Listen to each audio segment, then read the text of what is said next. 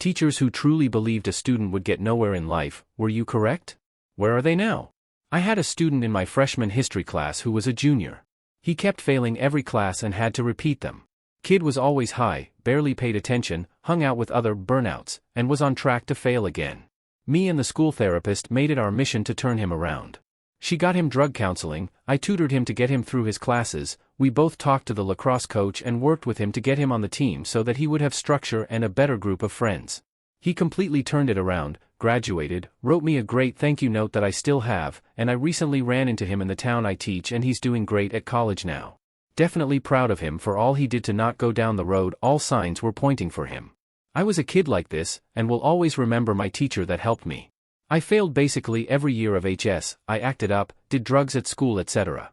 He was my art teacher, and was always so kind to me. I was always skipping class causing issues, but started just going to his class instead. Started going there through lunch and basically all the time to work on projects. The only problem is I am a girl, so it was not looked at well that I spent so much time with him. I wasn't doing my schoolwork, but I also wasn't getting in trouble and at least doing art instead. He ended up encouraging me to get my GED, offered to pay for it, called my parents and explained why it was a good choice for me.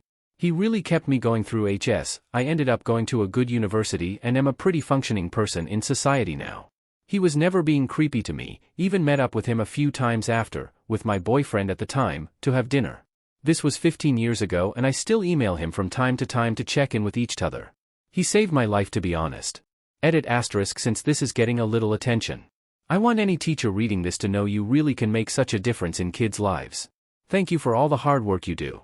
I have never stayed at a school long enough for the kids to come back for a 10+ years anniversary meetup so yeah, don't really know. The kids I do know who were having, let's say, a difficult time following the curriculum, just went into trades or some sort of manual or service sector work.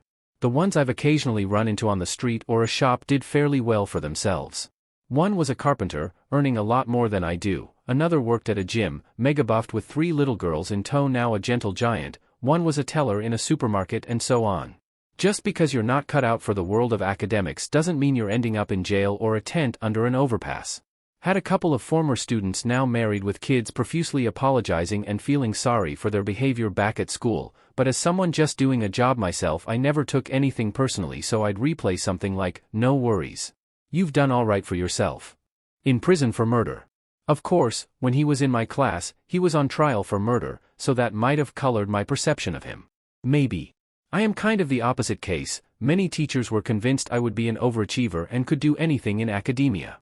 Unfortunately, that meant no more work needed here for them. I believed them, aimed high and failed at many occasions. Turns out, just knowing a lot of stuff as a kid and being well behaved is not all there is you need to succeed as an adult. I never learned to get through actual challenges, because there weren't any in school. I struggled in college and white-collar work, because I never learned to focus and problem-solve in those settings.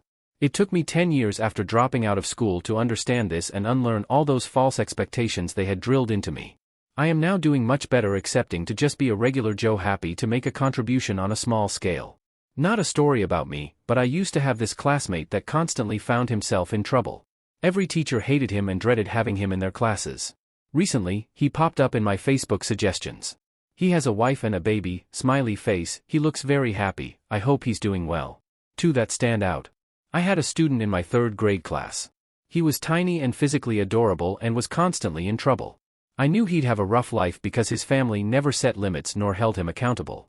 I was the liar, never him. He was a true baby boy syndrome. I tried so hard to make the parents understand how they were harming him even though they loved him so much. I was so sad when he was murdered at age 14 by his 2 friends after the trio robbed a gas station and fought over the money stolen. Another student in a class was a girl who looked older than most kids that age. She was funny, smart, and a real joy to teach. Her period started that year and, instead of embarrassment at the mess, she was so happy because, my mama said now I can have babies. She got pregnant in 4th grade, had her first child in 5th grade and before high school, had a total of 4 children when she dropped out. Broke my heart. My coworker called one day to tell me she caught her in a park with a military guy who freaked when told she was in elementary school. There was a kid named Shane who went to school all 12 years with me. He was a burnout or white trash kid. He constantly got in trouble in elementary school and then got into a lot of drugs and fights when we were in high school. All that said, he was always very nice to me. I was a nerd, and in the 6th grade I picked Shane to be my partner for a project because we had to pick someone we weren't friends with. I think it meant a lot to him to be picked by a smart kid, and we did really well on that project. I also learned a lot about him, and his stepdad was a real POS. I know he was beating Shane and his mother. There was also a time in 10th grade English when he was really being a jackass, and after class I stopped him in the hallway and asked if he needed a hug. He looked at me like I offered him a kidney. I didn't actually think he would hug me, but he did, and I hugged back for a long time. I truly don't think anyone had ever hugged him before. The year after we graduated high school, Shane committed suicide. I know that a lot of the people in our class thought he was mean and the teachers were irritated with how he acted out, but that guy lived in a horror movie, and literally any basic gesture of kindness could have reminded him that his life mattered. Back when I worked at a particular accounting firm, my old teacher who hated me ended up applying to our entry position. When she found I was interviewing her, she just got up and left while giving me a stink eye. Edit: wow, if I knew this would get so much attention I would have posted a more detailed story. I'm not a teacher, myself, but this kid entered into my 3rd grade class to the disdain of my teacher that year, who sat us down and gave us a huge talk and everything. She was telling us to ignore his antics, and if he acted up not to encourage him, basically, in addition to telling us how hard she fought to keep him out of school completely and to disallow high, not just from entry into her class, but from enrollment into our school system entirely. My teacher had attempted to school him through 3rd grade and onward a total of 3 times, and this would make the 4th. She wasn't concerned with his inability to do schoolwork or to try to learn or to be successful in doing so, but rather, it was seemingly her safety and that of the other students that she seemed to be concerned about, and the fact that he was threatening it by merely being present. She had a real antipathy toward this kid. I don't remember any major happenings with him, and I don't think he ever treated me particularly poorly, which was actually unusual for classmates versus young me, because I got picked on a lot as a kid, but I remember he attended special ed classes, and it seemed like he has gotten into trouble and ultimately expelled for committing some crime of a sexual nature to another student. I don't know if it was actually that or even close, as that teacher had set the scene for there to have been a lot of false rumors about him and his actions. There's also a good chance I'm misremembering and or manufacturing memories of the time, and of him/his actions or behavior. One day a few years ago, he crossed my mind and I decided to Google him. I had hoped that maybe he had grown up and become a successful, or even semi-successful adult. I Googled 1 or 2 variations of him name before I found the newspaper headline. The guy had killed him best friend and cousin by stabbing him through the heart in a fight over a girl.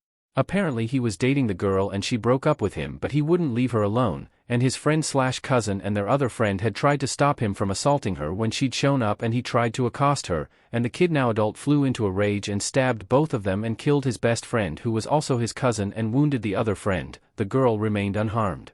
Dude had stabbed the best friend 8 times, with the fatal blow being through the heart, and the other guy 3 or 4 times as he ran away.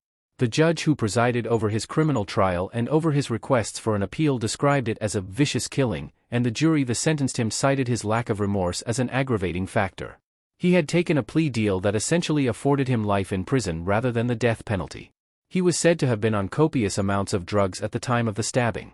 A very sad story, and an unfortunate end for the guy who freaked my 3rd grade teacher out so much, and even more so for his so-called best friend. When I asked a question in class, one of my microbiology profs got so offended that he said to the lecture hall of 500+ students that he hoped nobody would be misguided as me and that I would not get anywhere in life, and especially never into medicine, pre-med class. He went on for at least a minute about how awful I was to the whole class, which shocked the class. Dead silence after he returned to lecturing. For the record, it was just a question about something he taught that conflicted with some other things he taught. And I wasn't trying to be rude. I just didn't get it. I had also never asked any questions before or interacted with him in person before this incident. I got into medicine. I got married to a wonderful husband. His best friend, a lady, is married to the said prof's son. I met the prof at his son's wedding as my husband's +1. Somehow the topic of me must have taken one of his classes came up. Of course, he didn't remember me at all, and I wasn't ever going to bring up him yelling at me in class. At that point in life I would be considered very successful, even for a doctor. He turned and told his son that obviously he knew that all of his students would turn out great. It was a very awkward wedding reception for me. I did tell my husband and told him to keep it to himself. I am still amused. She was also my niece by marriage, and she got her mother murdered a couple of years ago. I tried for years to show her that there were better options, that she could be more In middle school, she told me she wanted to spend as much time locked up in the juvenile center as possible and be a crack whore when she grew up. She's a meth head with a violent rapist for a boyfriend. Think she lives in a falling-apart mobile home. Only time I've seen her since the murder, she was wandering the streets angry that everyone in the family refused to help her. Before her, I thought every child could be helped. Between her and a few other kids I've known since, I'm not so sure anymore. Not a teacher, but my mom. I read a bunch of books on serial killers when I was in high school. Forensics was really interesting to me, so I read a lot about the serial killers that has been in the area. My mom said either she'll become a cop or a serial killer, which is really a bit much looking back. Turns out being a serial killer pays way better than law enforcement. /s. I'm just kidding, I became an evidence technician so I get to yell at cops a lot. My mom and I went on a walk and she was lamenting about how bad of a mom she was raising us as kids. Back history, she and my dad divorced when I was 3, 1966. She raised 3 kids on a secretary salary. My dad left the state to avoid paying child support and she didn't have a great relationship with her parents who lived far from us. So on this walk I'm listening to how bad she feels and I had to stop her saying she raised 3 successful kids. We were all 3 happily married, all of us were employed, none of us have ever asked her for money, we all owned our own homes, we didn't have substance abuse issues and were never in jail. I turned to her after saying this and said, I think you raised 3 successful adults and did a fantastic job of it. She never saw this side of it and I think it made her feel better.